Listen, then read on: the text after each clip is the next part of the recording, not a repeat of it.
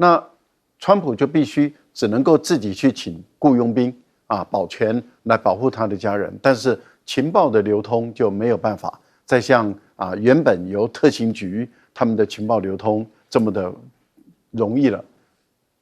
那这样的，他的孩子还小，还年轻，问题就在于你杀了人家的妻子儿女，现在伊朗也下令杀了你的妻子儿女。那现在讲的是小儿子，可是问题就是你也不能排除他的大儿子、他的女儿、跟他的二儿子，还有他的媳妇跟他的孙子都不能排除了。那换言之，也就是说，你把一个国家变成私人的争斗，然后你带来的下场是如此。最近在日本国内发生一件事情哦，这跟国际刑事法院的院长很有关系哦。这位院长是谁呢？是这一位叫做赤根智子。好，其实目前他是被美国在18号的时候列为制裁名单。好，主要就是美国不满这个国际刑事法院针对美国的军事人员还有盟友，像是以色列官员来进行调查，或是有相关的诉讼所以他对他做出了制裁。好，那因为他是日本籍嘛，那也引发他们国内的一些讨论。尤其高市早苗就说日本政府其实曾经透过各层面多次的请求美方不要把赤根智子列为制裁对象，那直到最后一刻，甚至是事前也曾经建议赤根智子做最坏打算，要来应对美方的制裁。好，那18号就已经制裁下去了嘛？那当然，根据日媒的报道，截至目前，日本政府还没有对赤根智子被制裁一事向美方提出官方抗议，所以就日本网友呛瞎说不管怎么样。看，这就是软弱。说在公开宣布制裁前，敢跟美国交涉，结果美国宣布之后却不敢，就是骂他软脚虾就对了。那日本媒体现在对于高市政府呢面临创世纪的复习成本有做报道。好，我们看到日本的财务省2027年财年的预算申请计划拨出创纪录，大约是16.5兆日元，用于支付国债利息。较今年增长了大概是27%。那高市政府砸巨额预算，目前在日本各界的质疑声四起，说难以改善民生。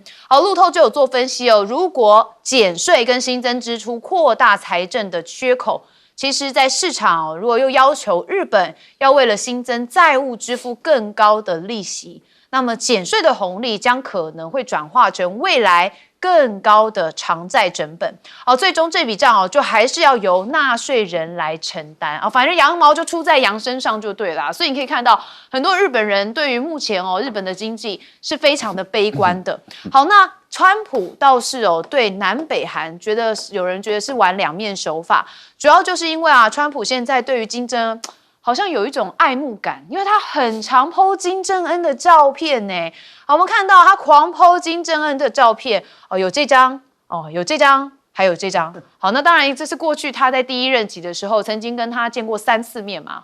那当然就把旧照拿出来这个重新再回味啦。那川普接连上传了3张跟金正恩的合照，但是避开了谈判破局的2019年越南河内的会谈。所以被解读是为了呼吁北韩参与对话，提醒双方关系良好。那也再次的释放重启朝美对话的讯息。那看来川普真的很想跟金正恩见面那目前也看到这是川普对金正恩的善意吗？因为美韩外长的通话官方新闻稿现在没有提到这3个字，叫做无核化。好，南韩的外交部长赵显跟美国的国务卿 Rubio 有通话，那他们讨论了双方关系，还有朝鲜半岛的情势。但是很特别这两国公布的会谈里面都没有看到朝鲜半岛无核化的内容，所以就有人觉得川普现在是在取悦金正恩，因为目的就是要跟金正恩来见面。好，我们曾经也特别提到，川普有一种很特别的个性，就是他对于强人是非常的崇拜，不能讲崇拜，反正他就是很尊重强人就对了看起来金正恩也是他眼中的强人。好，但我们也要反观来看南韩其实呢，明年的国防预算也是可能会增加9%。这是南韩的中央日报报道说，他们政府已经编列了明年的国防预算，从今年的65.8兆韩元，就大举提升到71.8兆韩元。好，那是增加了9%。相关的部会正在进行最后协调，还没有定案。那是南韩国防预算首次突破70兆韩元。好，那李在明现在对于他们自己的军队非常的自豪。他说我们拥有世界第5大军事力量的大韩民国，不可能保护不了自己。好，那朝鲜日报则是对此指出说李在明你不要陶醉在错觉里面，因为这在核武面前毫无意义。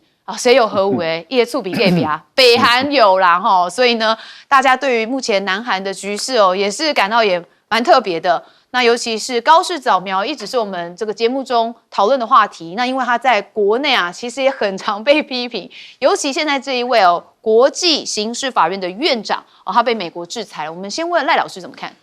国际刑事法院有的时候手确实是管得长了一点对于没有加盟的国家，他们也是实施仲裁我们也看到了他们对于曾经加入又退出的菲律宾的前总统杜特尔特杜特地他就对于杜特地实施制裁，现在被移送到被这个小马可仕本来是盟友，然后背叛盟友，把他送到这个象牙海牙法庭，在那个地方被关，而且还在审判中。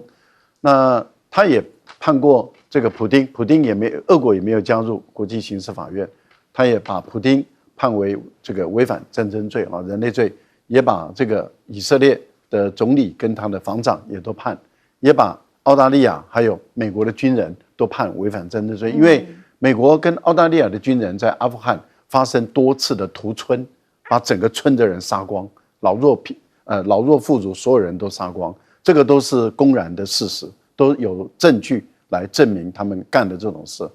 然后他们当然美国也没有加入国际刑事法院，但是他们都判有罪的情形下，我们看到川普就对国际刑事法院的法官他就制裁了。那这个位是院长他也被制裁，他是日本籍的。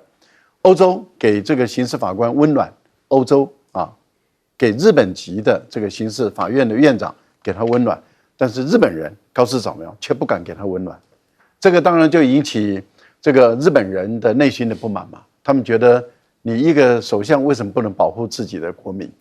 自己的国民在国际刑事法院担任这个位置，然后他判决了有这个对美国川普不爽，他就去制裁他。那你为什么不肯维护他？你太软弱了。你碰到美国，你连日本的国民都不能保护，那你算什么首相？他不管怎么解释，日本的人民绝大部分是没办法接受的。这也就是为什么高市早苗的支持度是一直往下走的原因。一个，第二个呢，就是他的内政是目前越搞越糟。大家已经看到了，公债的利息在升高了，这个已经是被公布出来的了。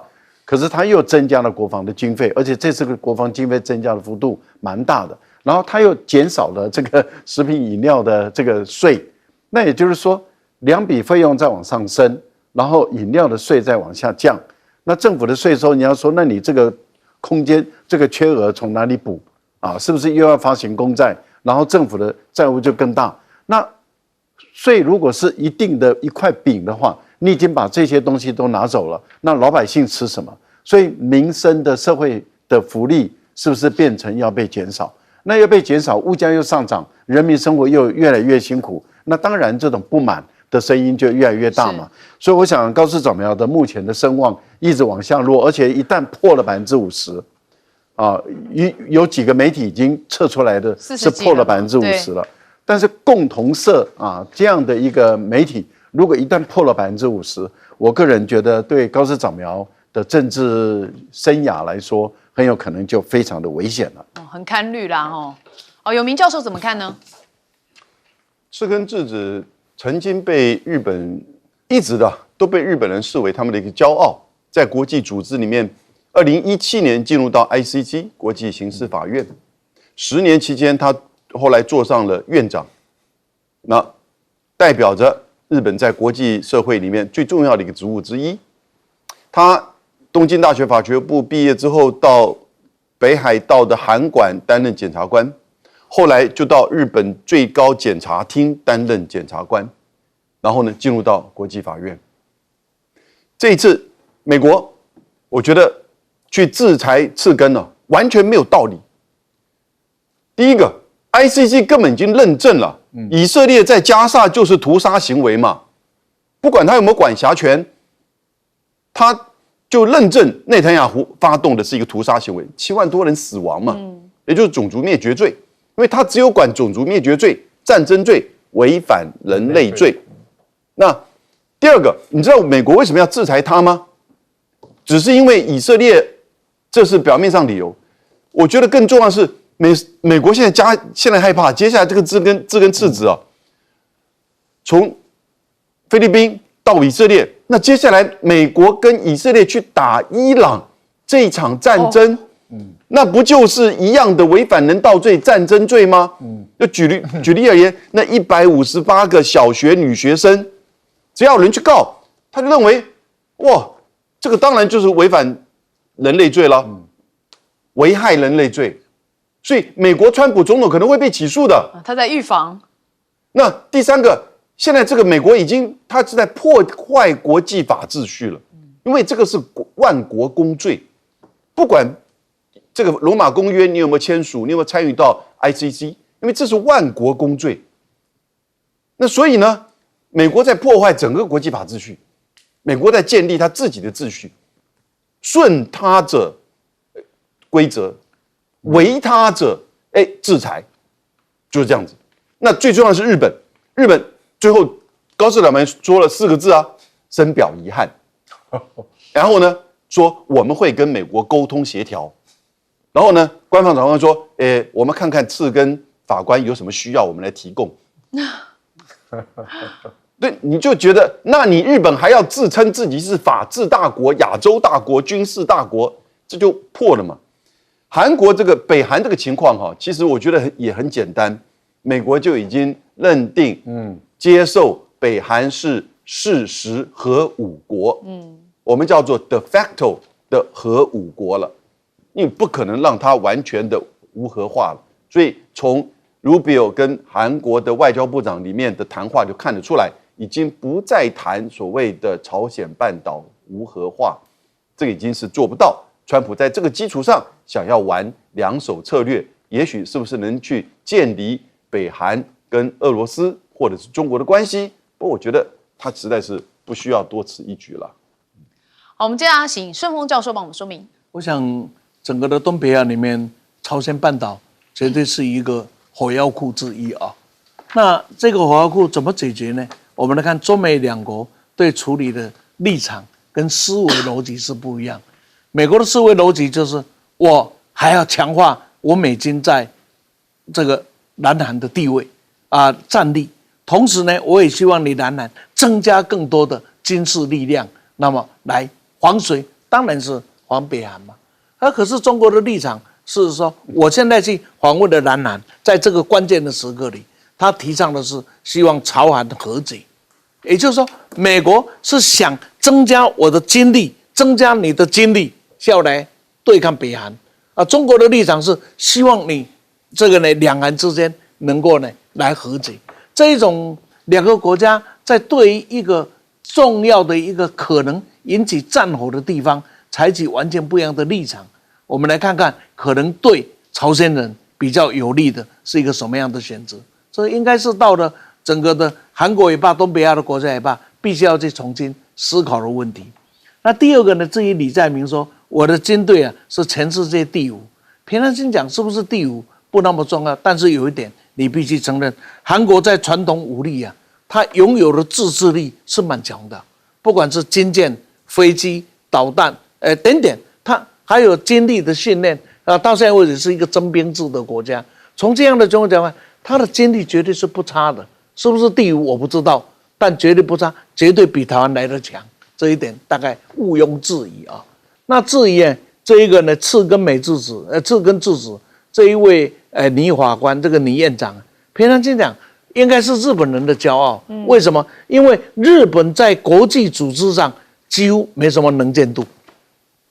你想一想，不管在联合国也罢，不管在 IMF 也罢，就是说在很多的重要的国际组织里面，包括 WTO、WTO 等等，你很少看到日本人的影子，所以能够有这么一个地位，对日本人应该是蛮重要的。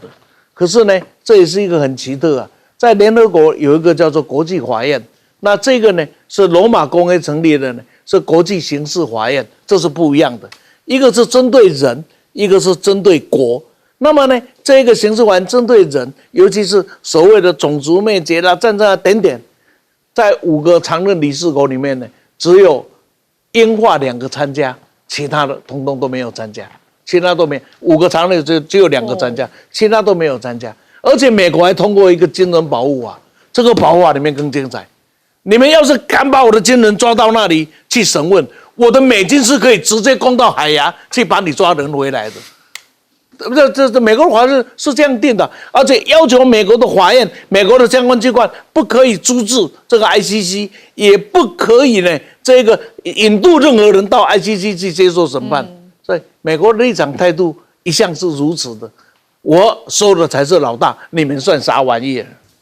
好，我们休息一下，马上回来。美伊战争看起来已经打到了变成是经济战，可能接下来就会走这个方向。但是呢，美国的川普啊，要担心你的儿子拜伦哦。我查一下，拜伦今年20岁，他的幺儿。结果现在伊朗悬赏3.2亿，说要杀川普的幺儿。好，我们看到这是伊朗的国营电视台最近就播出了一段长约3分钟的恐吓影片，公然将目标对准是川普的幺儿拜伦。不仅宣称已经全面的掌控了他的行踪，更开出了1000万美元的悬赏金，扬言要进行暗杀。好，那当然我们看到了这个状况之后，是不是这件事情也跟拜伦的这个状况有关呢？因为美军 C-17密访莫斯科，机上竟然是 CIA 局长雷克里夫。其实我们在前一阵子曾经有讨论过嘛，当时是说是不是可能有一些相关的情报会有一些恐怖攻击，所以美国的 CIA 要到莫斯科来密访。好，那现在这件事情看起来已经成真了，因为这个空军的 C-17A 运输机从拉脱维亚首都里加起飞，飞往就是莫斯科的弗努科沃国际机场。好，那消息人士有说啊，美国中央情报局局长这个雷克里夫目前正在俄罗斯首都莫斯科来进行会谈。好，那大家就说他去到底谈什么呢？目前美俄至少存在着几种可能，包含有可能是乌俄战争的谈判，还是情报合作吗？或者是被拘留人员的交换等等其他敏感的议题。不过一轮觉得还是跟伊朗有比较大的关系。好，等一下这个来宾可以帮我分析一下。好，但我也看到一则讯息说，美国其实提前通知乌克兰，说要等到这个代表团离开之前都不要攻击所以一买惊了那川普的经济战开打，舞台是不是却给了中国呢？我们先看到他跟伊朗的关系因为贝森特已经祭出了经济放逐制裁，扼杀伊朗。他就是宣布这个制裁措施虽然惩罚了部分协助伊朗的企业，但却没有对中国祭出更强硬的制裁，所以凸显华府在经济上面极限施压德黑兰可能会面临一个很大的困境。所以前美国外交官弗里特就说虽然美国的言辞强烈，但是实际上打击力道不如预期。如果要对伊朗的经济造成毁灭性的打击，可能就必须直接锁定中国的大型企业跟银行。但这是不可能的代志好，那前联合国的特别报告员则说川普对伊朗施加额外措施，还威胁不服从美国命令的国家，这会使得越来越多的国家对美国的傲慢感到冒犯所以因此其有了威胁而心生不满，他们只会得出理性结论跟美元来脱钩，因此去美元化。那标普的报告则显示，中国正在建设全球黄金的网络，央行更加速增持黄金。那这个举动有助于推动人民币在国际贸易中发挥更大的作用，从而提升人民币的国际地位。所以我们的小标才说这舞台是不是给了中国呢？另外也是有经济贸易战的，就是加拿大。因为川普现在扬言要把安大略湖改名为美国湖都是在这个口水比较多啦。他说美国未来可能不再跟安大略省有太多的生意往来。好，那加拿大对美货祭出了报复性关税，安大略省长是怒轰川普，说把我们当中国大陆。好，这个是加拿大政府也宣布将对每年价值约276亿加币的美元进口商品加征报复性关税。以$1对$1的方式来回击川普最新的关税措施。好，那这个安大略的省长就说啊，美加原本是全世界最亲密的朋友盟友，但川普却把我们当成中共一样对待。那川普重返白宫初期凭借着关税、还有行政权力还有政治威胁，迫使很多的外国政府企业让步。纽约时报分析这个川普在第2任期推进过去的屈服时代正在消退。那国内外有越来越多的领袖跟机构也开始选择正面反抗。那加拿大也许没有办法赢过美国，有分析认为，但是加拿大的遭遇会给西方世界有提一个醒就是美国对他国的掠夺是不分阵营的，只要是弱小都会被美国凌辱必须要早做准备。好，那我们看到一开始的川普儿子幺儿拜伦被伊朗悬赏3.2亿，我们先问赖教授怎么看？美国在2月28号跟以色列联合对于伊朗实施未宣战的这种突袭那首波是采用斩首行动，把伊朗的政治、宗教、军事的领导人48人都杀了，也把这个最高领袖他的家人，也就是今天的最高领袖他的妻子、小孩也都杀了。这个是国仇家恨国仇家恨，后来伊朗他们最高的领导人已经露面了已经曝光了。他的曝光对于凝聚伊朗人的这种团结跟心是很有帮助的。那他们已经提出一个复仇的这样的一个命令出来，而伊朗的复仇的命令一出来，通常都是终身的复仇。那也就是说，你总统就有任期，川普的总统任期2年，他的家人可以受到保护。可是卸任以后，总统本身受到保护，可是家人的保护的这个规格就会下降。再过几年，很有可能新的领导人可以解除对他的家人的保护。那川普就必须只能够自己去请雇佣兵保全来保护他的家人，但是情报的流通就没有办法再像原本由特勤局他们的情报流通这么的容易了。那这样的，他的孩子还小，还年轻，问题就在于你杀了人家的妻子儿女，现在伊朗也下令杀了你的妻子儿女。那现在讲的是小儿子，可是问题就是你也不能排除他的大儿子、他的女儿、跟他的2儿子，还有他的媳妇跟他的孙子都不能排除了。那换言之，也就是说，你把一个国家变成私人的争斗，然后你带来的下场是如此。我记得当 FBI 的局长秘密的飞到莫斯科的时候，我们当时在这个节目，我们就推断说很有可能就是在跟俄罗斯交涉，说可不可以帮忙，请这个伊朗把这个复仇令收回来那现在是由 CIA， 因为 FBI 的筹码有限，它是管国内的安全的，但是 CIA 的局长的筹码就大很多了，他的海外的特勤人员、海外的资产、海外的军事组织，还有前段时间在这个沙特阿拉伯不是在阿联酋这个地方很多的美国的 CIA 的组织被炸掉，很多人怀疑是俄罗斯提供给伊朗足够的情报，然后让他们把他的情报据点都炸了，而且很精准的炸到。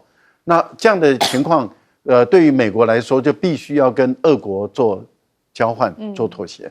我个人认为这一定是一个交易，那这个交易也包括了俄国会问你要给我什么，要我来帮你当说客。那对伊朗来讲，那你要给我什么来解决这个问题？所以我觉得现在看的是最终秘密的交易中会进行到什么情况，那要看川普自己本身拿什么东西把美国的利益偷偷的秘密的跟伊朗跟俄罗斯来进行秘密交易。好，这个是一个 under table 的会议啦，判断而已目前看起来克宫是否认的说有官方但是他们是 under table 嘛永明教授怎么看？在美国宣布要对伊朗采取史上最大经济制裁，经济放逐行动，差不多8月24号、25号的时候这样宣布。然后呢，你就看到8月24号的时候，国际油价布兰特原油还95块美元，今天掉到85块。不是要对伊朗实施史上最大经济制裁，而且分5个项目：海运、空运、科技、黄金，还有地下这个经济吗？而且还警告所有的国家，你们胆敢跟伊朗做任何的交易，我就会2级制裁、长臂管辖制裁你，就像孟晚舟事件一样惩罚你。美国讲了2天之后，大陆这边官方外交部发言人林健就说，这是非法的，不是联合国授权的，中国不会跟你一起做，也就是中国反对对伊朗的制裁。马上这个油价就开始变动，往下跌。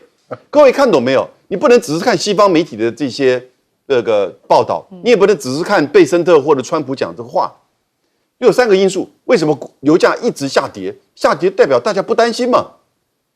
第一个，其实当你用经济制裁取代什么？取代军事战争的时候，就表示你的军事行动往后退了，你就不会用军事了。其实造成油价地缘政治的变动是军事的因素最严重，经济制裁史上从来没什么真正的效益，也没什么真正的成功过。那现在中国大陆又出来讲话了，第2个因素，那表示说主要的大国像中国、像俄罗斯、全球南方国家，甚至穆斯林国家不会跟着你美国随机起舞。可以跟伊朗交易的太多，而且伊朗最重要的是它有不对称的优势，它有主动的优势。什么主动？它有油，它有天然气，它有稀土，它有矿产，哪个国家不需要？有太多的管道可以去交易，所以它有主动的优势。这个比它那个无人机、比它的飞弹还要厉害，因为大家需求更高，所以你就看那个油开始往下降，因为军事退出，中国不理你这一套。第3个。昨天就宣布了，伊朗就跟阿曼共同的宣布，很快的会公布荷尔姆兹海峡通过的航道，所以荷尔姆兹海峡将来会在伊朗的管理之下，然后会有部分的油会航行出来，美国绝对不敢去拦，所以基本上美国的伊朗战争失败了。所以你要问说，贝森特所讲的这是史上最大的，有人说这个注定失败，它不是注定失败。它已经失败，对，所以你可以看到这个整个荷尔姆兹海峡原本是没有这样子的情况。好，那接下来宣布之后，这也是美国搞砸了一切。好，顺丰委员怎么看？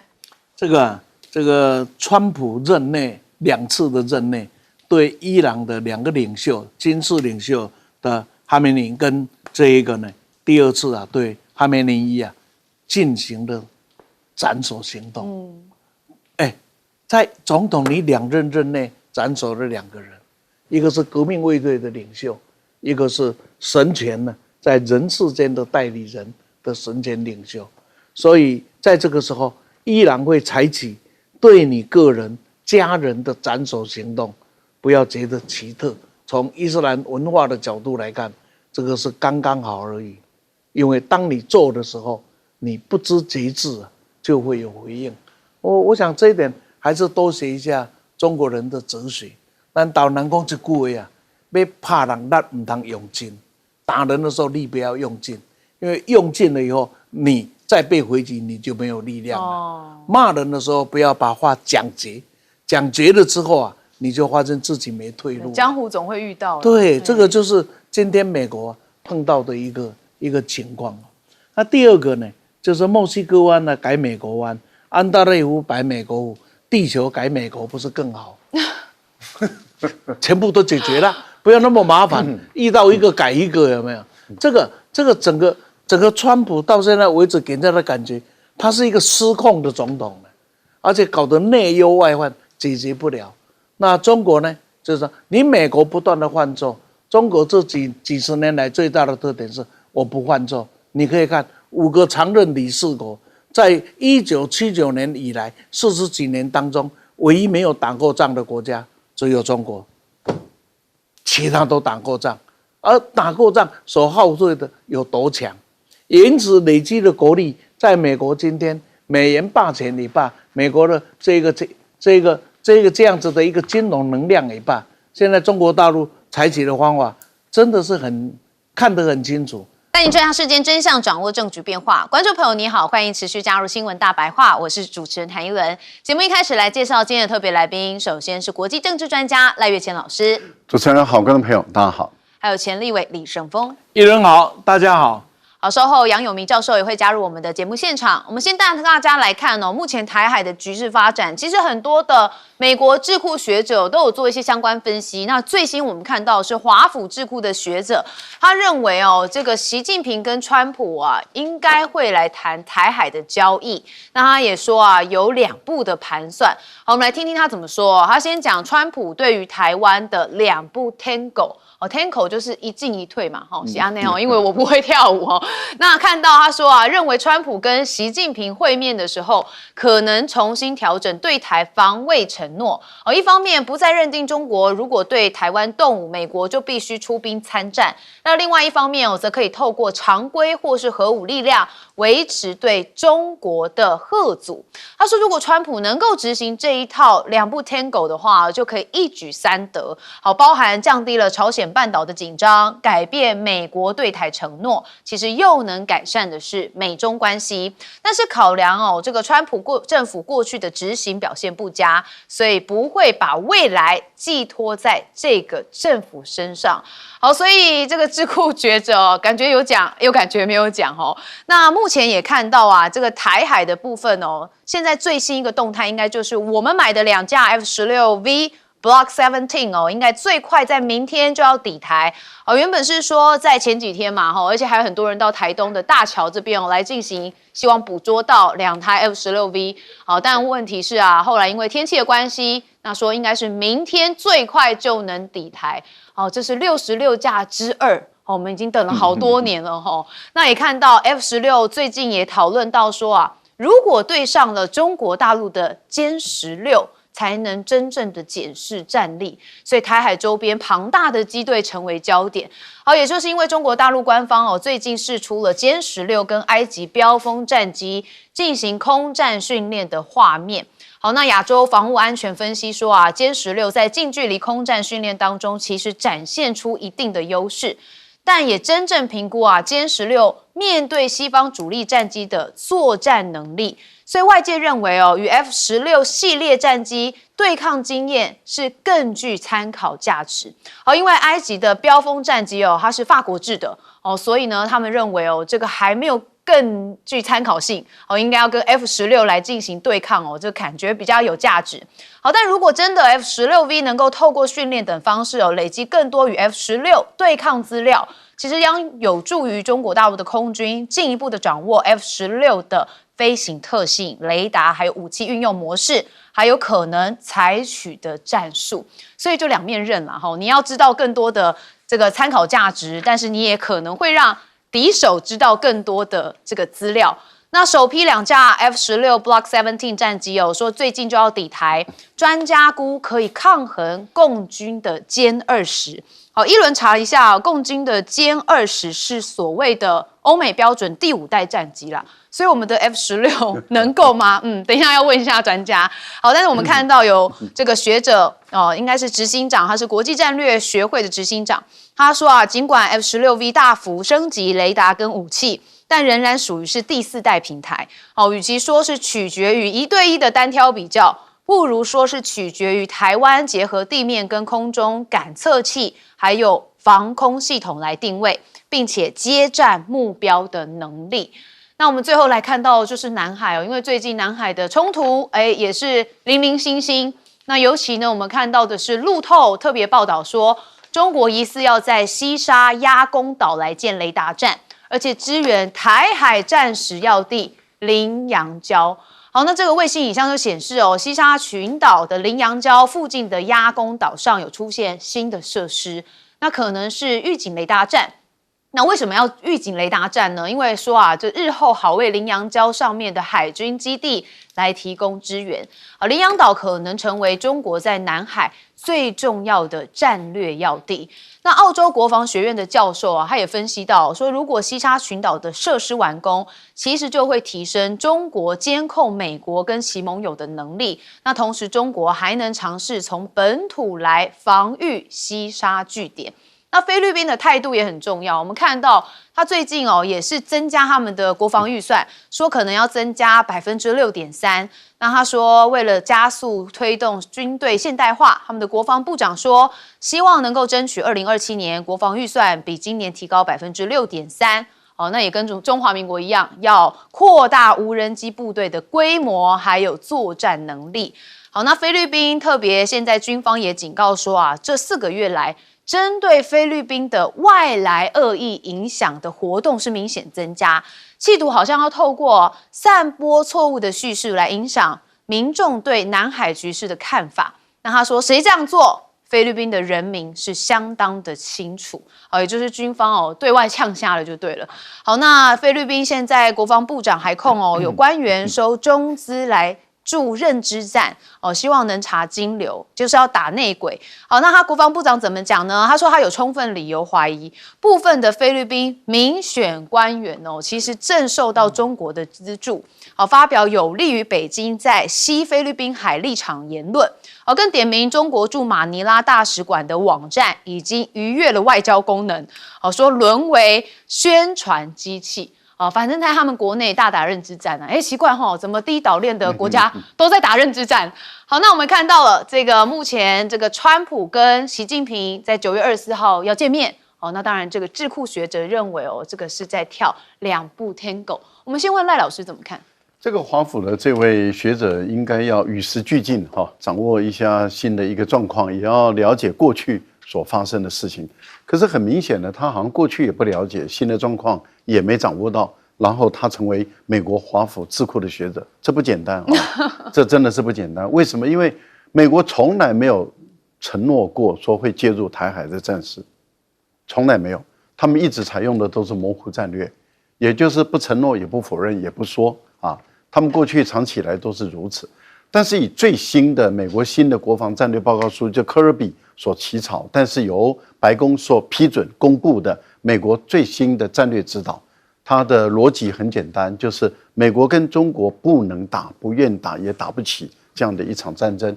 那它的逻辑就更清楚的说，台湾不涉及到美国的核心战略，所以美国不应该为台湾而战，这个逻辑就这样导出来了。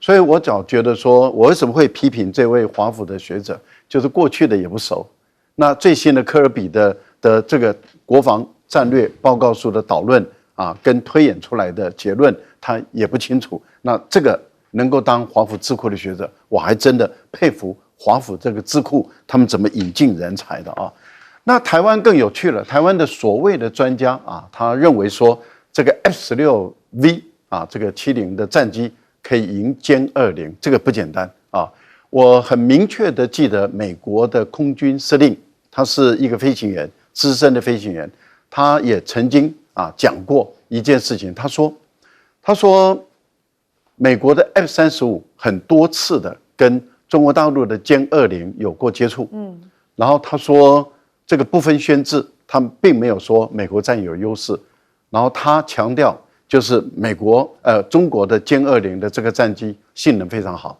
而且飞行员也很优秀，他不断的在强调这件事情。那换言之，也就是说，以美国现役的高阶的将领，而且是飞行员的这么一个高阶的将领，他应该讲是专家了嘛，他都认为说这个歼20这个不亚于 F-35。那我们一般都知道，歼20是空优的重型机，而这个 F-35是轻到重的中型机，所以理论上讲，这个 F-35是没有优于歼20的。那按照我们台湾的这个所谓的智库的这个专家，他的意思也就是说 ，F-16赢歼20的话，那理论上讲，你 F-16就赢这个 F-35了嘛？那你何必还要买 F-35？还口口声声的苦苦的哀求说卖我们 F-35吧，你就不要买 F-35了嘛，何必买呢？而且还更贵，划不来嘛，不合逻辑嘛。这个也很简单的道理，如果连这个道理也不懂的话，他就自称为专家，那我也佩服。好，我更佩服的是什么？这个歼16目前来讲，全世界能够安装电战机的就2个国家，一个就是美国能够做出电战机，用这个 F-18大黄蜂来做电战机，叫咆哮者。中国大陆也是用 F-16重型的空优的这个 F-16来作为电战机，所以 F-16是跟 F-18是歼16跟 F-18是相互 PK 的。歼16哦，对不起，我再修正，大陆是用歼16跟 F-18是 PK 的，都是属于重型的多功能的空行机啊，空优式的战机。而按照这位专家的推论，就是这个 F-16可以赢这个歼20，也可以赢歼16。那它当然可以赢 F-18嘛。那我们的 F-16真的是打遍天下无敌，把美国的 F-18打败，也把那个美国的 F-35打败，也把歼20打败，真的是好到不行的战机啊！总归一句就是美国的歼16可以打败中国美国的 F-16，对 F-16啊，可以打败中国的歼20或是歼35啦，哈，是不是有这种味道？好，问有明教授怎么看？刚刚有点复杂哈，因为歼太多哦，这个歼太多。有明教授。其实战机的对比是一回事哈。那我觉得，其实，在台海大家都了解了，整个地缘政治才是关键了。那地缘政治最大的关键，当然就是中美关系的变化。所以接下来9月份，两位领导人如果会面的话，会不会谈台湾问题？不，每次他们会面，大家都在猜他们会不会谈台湾问题。但每一次也都谈到，每一次也都产生了地缘政治的变化。那上一次5月份的时候，川普从北京回华盛顿，就直接讲出了美国不会为台独而战，台独不要把美国当靠山。马上我们赖总统就说没有台独问题。你相信他讲的话吗？把神主牌给折断了哦。我们要相信赖总统了哈。但是换言之，其实美国现在也知道中美之间的实力、权力、power 的这种竞争对抗，其实越来越接近了。那尤其双方都有核子武器，都是核武大国，双方会直接武器对抗开战吗？那更不要说会不会介入到台海战争，为台湾去跟解放军作战，很清楚了。那高市早苗曾经讲过台湾有事，其实他在国会里面的应对，就那种内部逻辑哈。但是他这一次的防卫白皮书，他已经不谈台湾有事了，完全不谈了。菲律宾这个国防部长是很反中的啦哈。但是呢，菲律宾小马可斯在8月14号开记者会的时候也说，不允许美国用菲律宾的基地去介入到台海战争。韩国跟美国举行联合军演，反对美国的军方太平洋总部把这次军演视为第一岛链的一环节，所以川普生气缩水，大家都在避险了。因为大家都知道这个台海战争好像准备要打了，那我们现在自己台湾怎么看呢？哦 ，F-16 无人机，各位，如果真的 F-16跟歼16对打哦，不管谁输谁赢，你想想看，那个时候已经打到什么程度了，才会出现 F-16跟歼16对战？就你以为是战争游戏吗？所以这个时候，我们自己台湾要怎么真正的去面对现实的两岸？我们还去年跟大陆的贸易赚大陆顺差1500亿美元哦，有多少台湾人其实是靠着这样子的生活，对大陆的这个贸易以及顺差，还有台商，还有多少台湾学生在大陆念书？两岸关系为什么一定要让它走到战争的一刻？两岸关系为什么要被取决于川普是不是会帮台湾？高市早苗会不会讲台湾有事？两岸关系为什么取决于我们自己要发展无人机？而明知道无人机70%的市场，全世界都是中国的，我们到现在还很基础的，然后那个无人狗踢个2下还站不起来，7秒钟勉强站起来。你现在看看正在举行的世界人形机器人运动会，让全世界目瞪口呆。我们要跟这样子的情况跟对岸去准备开战吗？还是应该怎么样去面对怎么样处理有利于我们台湾的两岸关系。好，所以我们要问，到底是没有看到现实，还是还在用意识形态作祟？好，盛峰委员。先讲菲律宾吧，这比较可爱的国家。记得啊，在10年前吧，美国曾经派有这个考察团来检验一下台湾的经历。检验完以后，他们很失望，然后用了一句话，我想这句话来给各位分享一下。他说，没有来以前以为台湾的军队是以色列，结果呢，一考察之后发现是菲律宾。OK， 那这就是菲律宾的实力了啊。那就我想不用我再说了。所以菲律宾呢，连现在用语用词都越来越民进党化了。现在一切都是阿公啊、英苗啊，就一样嘛。在菲律宾也是。我们有一个相同的地方，就是美国都是我们的盟友。对，那 OK， 就是所以菲律宾我们就这样轻轻带过就是了啊。那重要的是2件事。第一个呢，刚刚2位呢都特别提到战机的问题。不管首先呢，歼20它的功用是属于刺客型的飞机。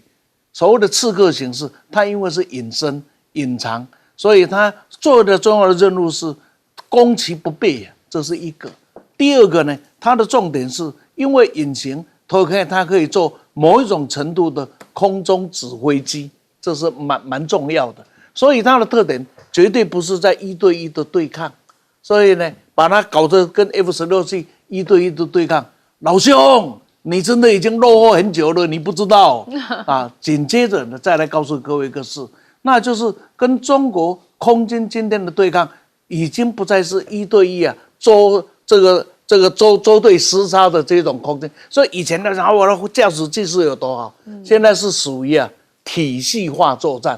印巴战争就是告诉你，坚持的飞机啊，连对方的飞机长什么样子都没看过。印度的飞机连巴基斯坦的歼十长个什么都没看过，然后就 biang 就被干下来了。也就是说，现在的飞行员所强调的已经不再是这个周杀，这个我们看到我打到你后面来，就是1对1这样，已经不是了。现在飞行员是说，在这么多的资讯下，那他怎么来做最后的判断？那谁提供这个完整的资讯，谁将会决定胜败的地方。所以不要告诉我 F-16有多勇。不要告诉我，请告诉我，我们整个的体系化作战是什么样的水准？这个才是重中。最后我讲呢，这个美国的专家，这个就别提了。您讲的一点都不新鲜。我简单的只告诉各位，美国现在是有心无力呀，想怎么做，但是已经做不来了。就像人家笑的，男人40岁就剩下一张嘴呀，大概就是美国。对，然后呢，他应该也40岁了。这不，只剩一张嘴，只剩一张嘴。然后呢，中国呢是有心又有力呀，他正在按照他的步骤继续走下去。重要的一点，台湾做好迎接这个变化的准备了吗？显然朝野都没有做好这个准备。但是这个时间来临的时候，台湾该怎么办？这个才是我们需要面对的。好，我们休息一下，马上回来。